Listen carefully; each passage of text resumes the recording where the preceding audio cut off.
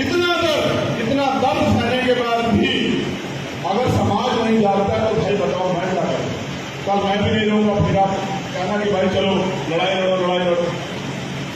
Basic मेरा काम क्या? मेरा काम ये है कि मैं आपको भी बताऊं कि देश हमारे हालात क्या है, जबकि आपको पता है, मुझसे बेहतर पता है। जितने साथियां बैठे हैं बहुत सारा मुझसे बेहतर पता है कि देश में संविधान की बात करते मुझे भी दिया भेंट किया, वो संविधान तलवार की नोक पे है। केंद्र की सरकार चाहती है किसी भी तरह को खत्म कर दिया जाए, और जिनको संविधान के वजह अधिकार मिले वो आराम से प्रदेश हो जाए।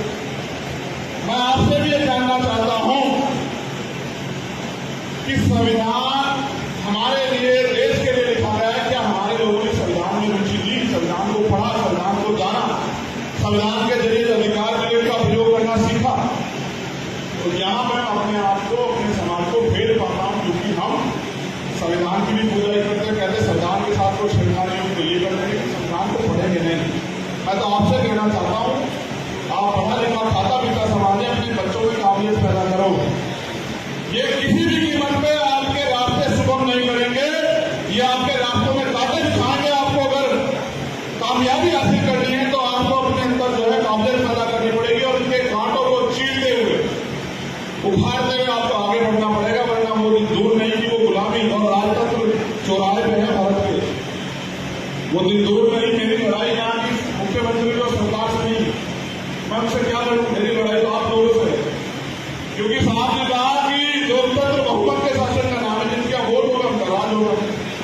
उन्होंने ये भी बताया कि तुम्हारा वोट 85% है, तो जिनका 85% वोट चापलूसी करता है सरकार के यहाँ जाके, जिनका 15% वोट है वो राज करते हैं। देखो कमाल की बात है।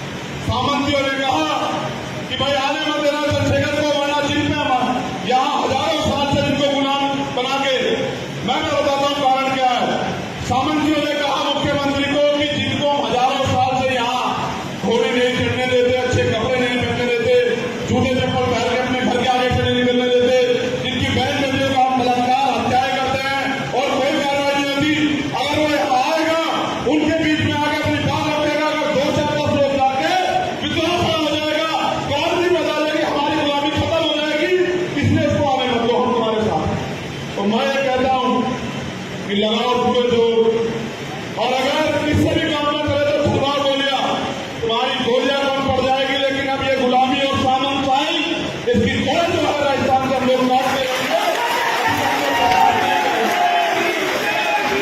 तो मेरा तो मानना है, माने घर पे कुत्ता भी पाल रखा था, अगर कुत्ते के आगे से भी 2-4 बार खाना पीस लोगे वो भी आपको भोंकने लग जाएगा, काट जाएगा। लेकिन इतनी बार अपमानित हो गए भी फिर भी आप कुछ लोग बने हुए। अगर ये अच्छी सरकारें हैं तो आपके लोगों के साथ अन्याय क्यों हो रहा है बताओ? और अगर ये अच्छी नहीं है तो आप अपने पैरों पर क्यों नहीं फंसना चाहते? देखो, अपने निजी स्वार्थ के लिए उनके पैर पकड़ने बंद करो। साहब कहते थे नौकर नौकर होता है, चाहे छोटा हो चाहे बड़ा हो। इसलिए मैंने नौकरी करना छोड़ दिया और मालिक बनने के लिए मैं पूरे देश में घूमता रहता हूँ कि हमें अपने समाज के अंदर मालिक वाली सोच पैदा करनी है। नौकर का काम होता है मालिक के आदेश को मानना, और मालिक का काम होता है नौकर को उससे काम करवाना। अब आपको ये तय करना है, पढ़ लिख करके अगर आप नौकरी बनना चाहते हो तो फिर बैठा कर सकता हूँ। मेरा राजस्थान से उतना ही प्यार है जितना उत्तर प्रदेश से, जितना मध्य प्रदेश से, उड़ीसा से, छत्तीसगढ़ में पूरे देश में जाता हूँ। मैं आपको ईमानदार से कह रहा हूँ कि आज भी हमारे लोगों के तन पे कपड़े नहीं है, खाने को रोटी नहीं है।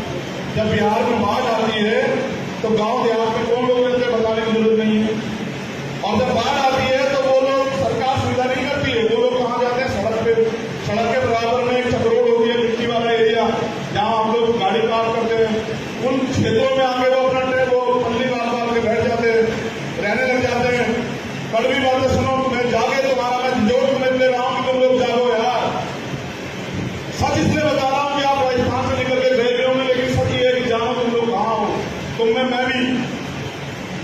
तो वो उस पर रहते हैं सड़क के किनारे 3 महीने, उनका पशु भी वही रहता है, उनकी बड़ी जवान बच्ची भी वही रहती है, उनका बेटा भी रहता है, उनकी पत्नी भी रहती है, वो बुजुर्ग भी वही रहता है। जब गाय पेशाब करती है पानी में तो पेशाब उनके मुंह में पड़ता है। लेकिन क्या करें, मजबूर, आप तो मजबूर नहीं। फिर साहब तो बहुत कड़वी बात कहते थे, मैं तो उसको कह भी नहीं पा रहा हूं, लेकिन सच ये है कि हमारी बहन बेटियों का शरीर देखने के लिए वहां जाने वाली गाड़ी है, जो गाड़ियां मौजूद में बैठे ड्राइवर जो है वो एक्सीलेटर में मजबूती से पैर रखते हैं कि इनकी बहन बेटियों का शरीर देखा जाए, तब भी आपको कोई तकलीफ नहीं होती। आप बात मारूफों की करने के लिए बैठे, तो मैं अगर मैंने कुछ कड़वा बोला तो आप अपने दिल में नोटिस करें, मैंने जो कुछ बोला सबको बोला, मैं कुछ आपको झूठ नहीं है। लेकिन अगर आज़ादी के 75 साल बाद भी, संविधान के 72 साल बाद भी अगर हमें जानवरी जीवन जीना पड़े और जानवरों से पूरी हमारी हालात हो, तो समाज को अपने ऊपर सोचना चाहिए।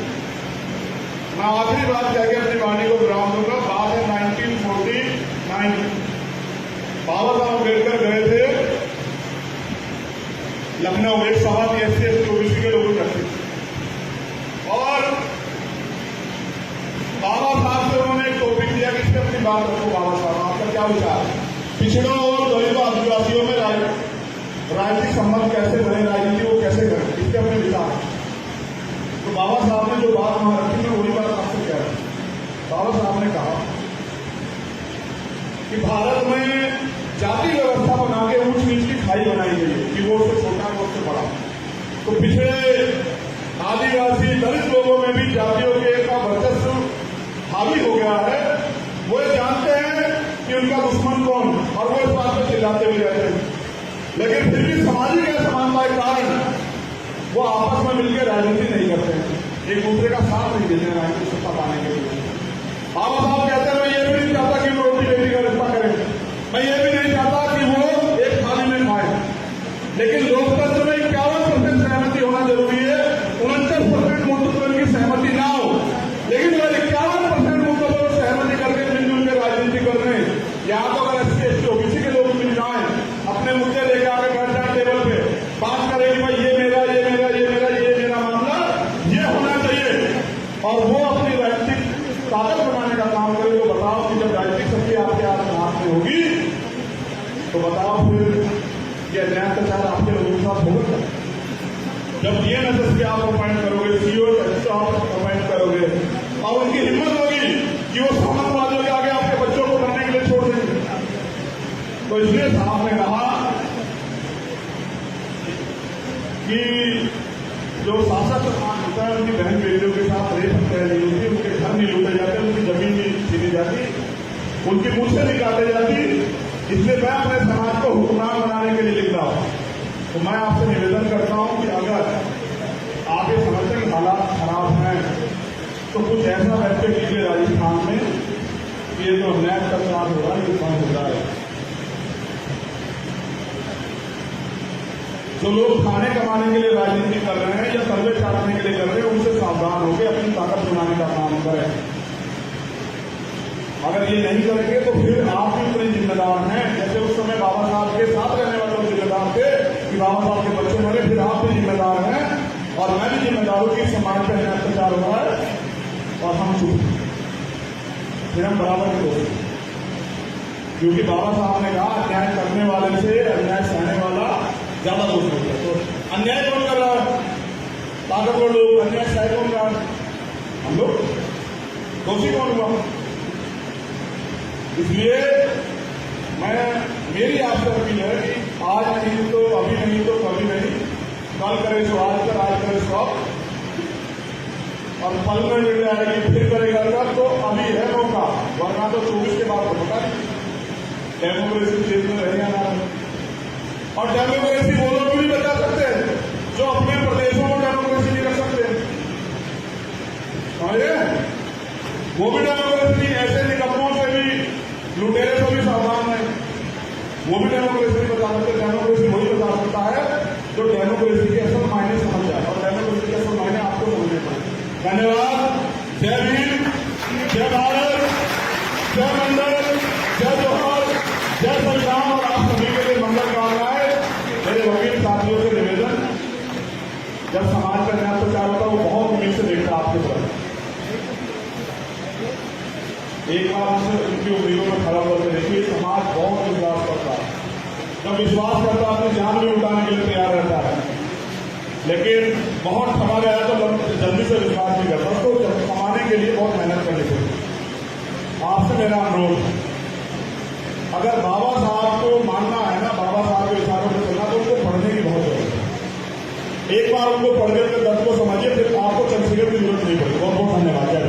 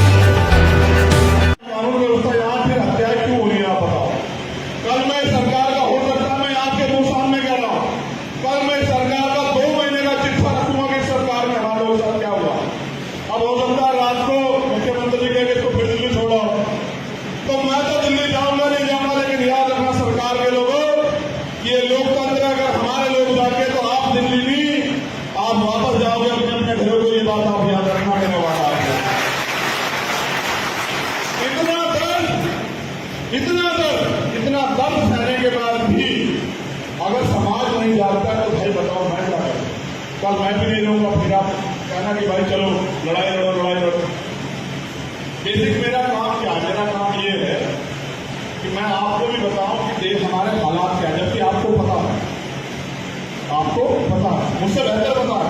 जितने साथियों बैठे बहुत सारा मुझसे बेहतर पता है कि देश में संविधान की बात करते मुझे भी दिया भेंट किया, वो संविधान तलवार की नोक पे है। केंद्र की सरकार चाहते हैं किसी भी तरह को खत्म कर दिया जाए, और जिनको संविधान के वैसे अधिकार मिले वो आराम से प्रदेश हो रहे। मैं आपसे भी ये जानना चाहता हूं कि कि संविधान हमारे लिए, देश के लिए लिखा गया है। क्या हमारे लोगों ने संविधान में रुचि ली, संविधान को पढ़ा, संविधान को जाना, संविधान के जरिए अधिकार मिले का प्रयोग करना सीखा? तो यहाँ मैं अपने आप को, अपने समाज को भेद पाता हूँ, क्योंकि हम संविधान की भी पूजा ही करते हैं, कहते संविधान के साथ कुछ छेड़खानी हो तो ये करते हैं, संविधान को पढ़ेंगे नहीं। मैं तो आपसे कहना चाहता हूँ, आप पढ़ा लिखा खाता पीता समाज है, अपने बच्चों में काबिलियत पैदा करो।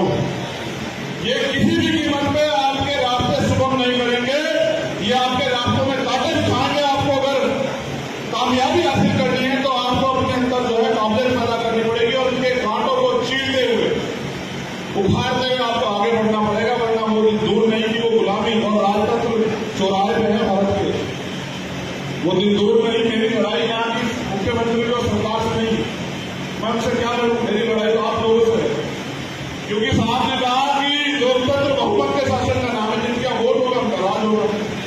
उन्होंने ये भी बताया कि तुम्हारा वोट 85% है, तो जिनका 85% वोट वो चापलूसी करता है सरकार के यहाँ जाके, जिनका 15% वोट है वो राज करते हैं। देखो कमाल की बात है।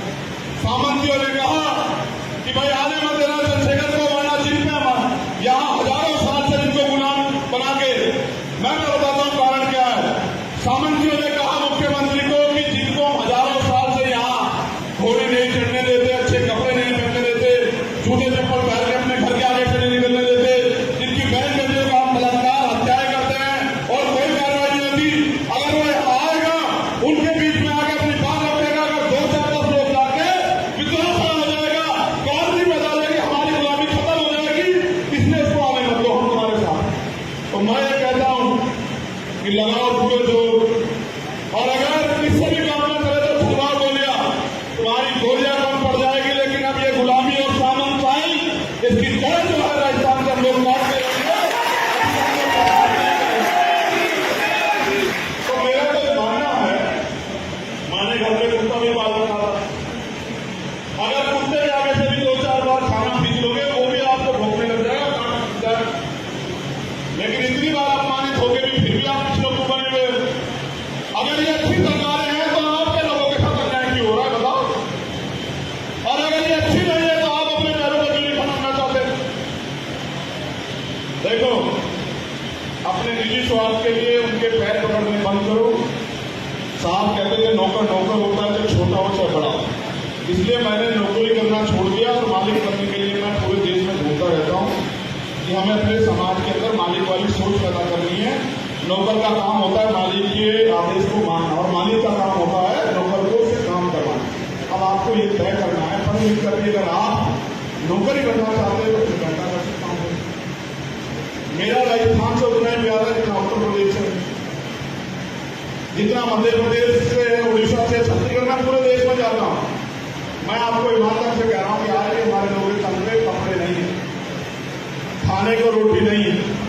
जब बिहार में बाढ़ आती है तो गांव देहात में कौन लोग रहते हैं बताने की जरूरत नहीं है। और जब बाढ़ आती है तो वो लोग, सरकार सुविधा नहीं करती है, वो लोग कहाँ जाते हैं? सड़क पे। सड़क के बराबर में एक चक्रोड होती है, मिट्टी वाला एरिया, जहाँ हम लोग गाड़ी पार करते हैं। उन क्षेत्रों में आके वो अपना वो पल्ली बांध के बैठ जाते हैं, रहने लग जाते हैं। कड़वी बातें सुनो, तुम्हें जागे तुम्हारा मैं जोर तुम्हें ले रहा हूँ कि तुम लोग जागो यार। सच इसलिए बता रहा हूँ कि आप राजस्थान से निकल के गए हो, लेकिन सच ये है कि जानो तुम लोग कहाँ हो। तुम में मैं भी, तो वो उस पर रहते हैं सड़क के किनारे 3 महीने। उनका पशु भी वही रहता है, उनकी बड़ी जवान बच्ची भी वही रहती है, उनका बेटा भी रहता है, उनकी पत्नी भी रहती है, वो बुजुर्ग भी वही रहता है। जब गाय पेशाब करती है पानी के, वो पेशाब उनके मुंह में पड़ता है। लेकिन क्या करें, मजबूर। आप तो मजबूर नहीं। फिर साहब तो बहुत कड़वी बात कहते थे, मैं तो उसको कह भी नहीं पा रहा हूं। लेकिन सच ये है कि हमारी बहन बेटियों का शरीर देखने के लिए वहां जाने वाली गाड़ियां, जो गाड़ियां मौजूद में बैठे ड्राइवर जो है वो एक्सीलेटर में मजबूती से पैर रखते हैं कि इनकी बहन बेटियों का शरीर देखा जाए, तब भी आपको कोई तकलीफ नहीं होती। आप बात मामूलों की करने के लिए बैठे। तो मैं, अगर मैंने कुछ कड़वा बोला तो आप अपने दिल में नोटिस करें, मैंने जो कुछ बोला सबको बोला, मैं कुछ आपको झूठ नहीं कहता। लेकिन अगर आज़ादी के 75 साल बाद भी, संविधान के 72 साल बाद भी अगर हमें जानवरी जीवन जीना पड़े और जानवरों से जुड़ी हमारी हालातों को समाज को अपने ऊपर सोचना चाहिए। मैं आखिरी बात कह के अपनी वाणी को विराम दूंगा। बात है 1949 बाबा साहब अम्बेडकर गए थे लखनऊ, एक सभा थी SC ST OBC के लोगों रखे और बाबा साहब से उन्होंने एक टॉपिक दिया कि इस पर अपनी बात रखो। बाबा साहब आपका क्या विचार, पिछड़ों और दलितों आदिवासियों में राजनीतिक संबंध कैसे बने, राजनीति वो कैसे करें, इसके अपने विचार। तो बाबा साहब ने जो बात वहां रखी, मैं वही बात आपसे कह रहा हूं। बाबा साहब ने कहा कि भारत में जाति व्यवस्था बना के ऊंच नीच की खाई बनाई गई है कि वो उससे छोटा है वो उससे बड़ा। तो पिछड़े आदिवासी दलित लोगों में भी जातियों के का वर्चस्व हावी हो गया है। वो ये जानते हैं कि उनका दुश्मन कौन, और वो इस बात पर चिल्लाते भी रहते हैं, लेकिन फिर भी सामाजिक असमानता के कारण वो आपस में मिलकर राजनीति नहीं करते हैं, एक दूसरे का साथ नहीं देते हैं राजनीतिक सत्ता पाने के लिए। बाबा साहब कहते हैं मैं ये भी नहीं चाहता कि वो रोटी बेटी का रिश्ता करें, मैं ये भी नहीं चाहता कि वो एक थाली में खाए, लेकिन लोकतंत्र में 51% सहमति होना जरूरी है।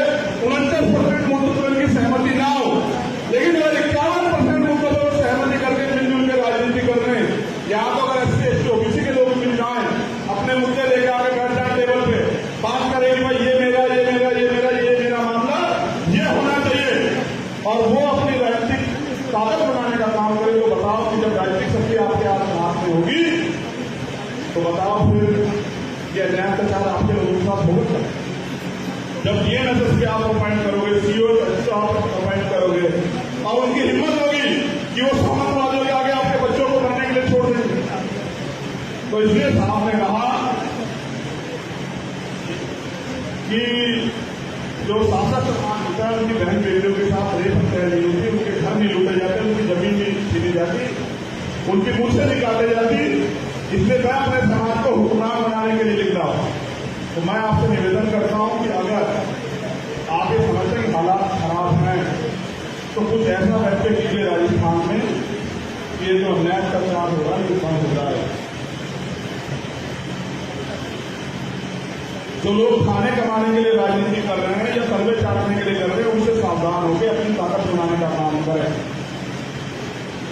अगर ये नहीं करेंगे तो फिर आप भी उतने जिम्मेदार हैं, जैसे उस समय बाबा साहब के साथ रहने वाले लोग जिम्मेदार थे कि बाबा साहब के बच्चे मरे, फिर आप भी जिम्मेदार हैं और मैं भी जिम्मेदार हूं कि समाज पर अत्याचार हुआ है और हम चुप, फिर हम बराबर हो, क्योंकि बाबा साहब ने कहा अन्याय करने वाले से अन्याय सहने वाला ज्यादा दोष होता है। तो अन्याय कौन कर रहा है? ताकतवर लोग। अन्याय सह कौन रहा है? हम लोग। दोषी कौन हुआ?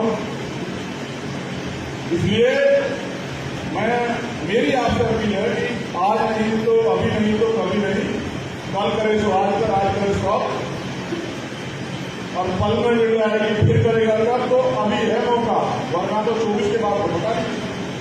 डेमोक्रेसी देश में रहेगा ना, और डेमोक्रेसी वो लोग भी नहीं बचा सकते जो अपने प्रदेशों में डेमोक्रेसी नहीं रख सकते, समझे? वो भी डेमोक्रेसी ऐसे निकम्मों से भी, लुटेरे से भी सावधान है, वो भी डेमोक्रेसी नहीं बचा सकते। डेमोक्रेसी वही बचा सकता है जो डेमोक्रेसी के असल मायने समझ जाए, और डेमोक्रेसी के असल मायने आपको समझने पड़े। धन्यवाद। जय भीम, जय भारत, जय मंडल, जय जोहर, जय संविधान, और आप सभी के लिए मंगल कामनाएं। मेरे वकील साथियों से निवेदन, जब समाज का न्याय प्रचार होता है वो बहुत उम्मीद से देखता है आपकी तरफ, एक बार उनकी उम्मीदों में खड़ा होकर देखिए। समाज बहुत विश्वास करता है, जब विश्वास करता है अपनी जान भी उठाने के लिए तैयार रहता है, लेकिन बहुत ठगा गया है तो जल्दी से विश्वास नहीं करता, उसको कमाने के लिए बहुत मेहनत करनी पड़ती। आपसे मेरा अनुरोध, अगर बाबा साहब को मानना है ना, बाबा साहब के विचारों पर चलना, तो उनको पढ़ने की बहुत जरूरत है। एक बार उनको पढ़ने के दर्द को समझिए, फिर आपको चंद्रशेखर की जरूरत नहीं पड़ेगी। बहुत बहुत धन्यवाद।